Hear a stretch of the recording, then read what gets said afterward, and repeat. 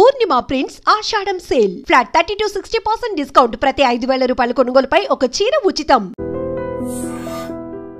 కోర్టుకు టైం అవుతూ ఉంది. నీ కేసు ఏమిటో త్వరగా వివరించు నాయన.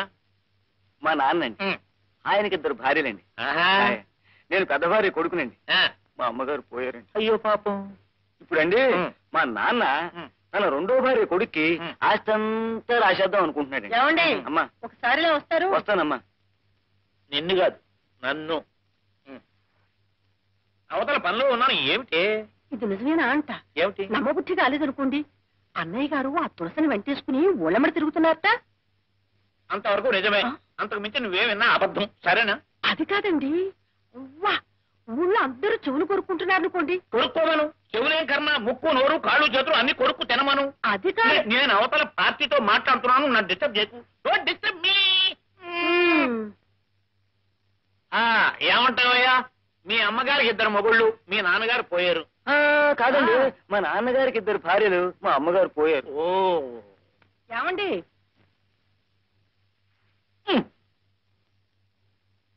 అబ్బా ఏమిటి నీ గోళ? ఏమిటి నీ గోళ? గోళా కాదు, గోళీ కాదు. నేను చెప్పేది వినిపించుకోరే. ఏమిటి? అన్నయ్య గారు ఎంత నిష్ఠాపరుడు, ఎటువంటి సాంప్రదాయమైన వంశం. రోజు దేవతార్చన చేస్తేనే గాని పచ్చి గంగైనా ముట్టేవారు కాదు. ఇప్పుడు ఏమైనా తప్ప తాగి రోడ్డున పడ్డాడా? ఒక అనాథకి ఆశ్రయం ఇచ్చాడు అంతేనా? పాయింట్ని నీ పాపిళ్ళగా అష్టవంకలు చెప్ప. అది కాదండి. అవతల పార్టీ.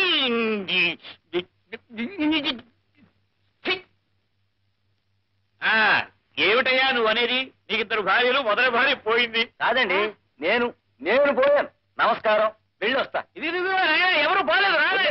వద్దండి బాబు, వద్దండి.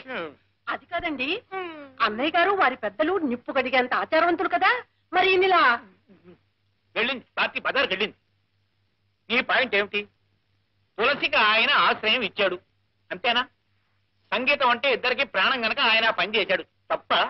రేపొద్దున ఏదైనా ఒక ఆడ పార్టీ ఇక్కడికి వచ్చి నాతో కూర్చుని మాట్లాడుతూ ఉంటుంది. నిన్ను విడిచిపెట్టే చేసి ఆ పార్టీ వెంబడి నేను పోయినట్టేనా? కులం ఏదైనా తులసి నిజంగా తులసి మొక్కంత పవిత్రురాలు. ఆ వినయము, విధేయత, నమ్రత, ఆ భక్తి ఇంకెవ్వరికి రావు.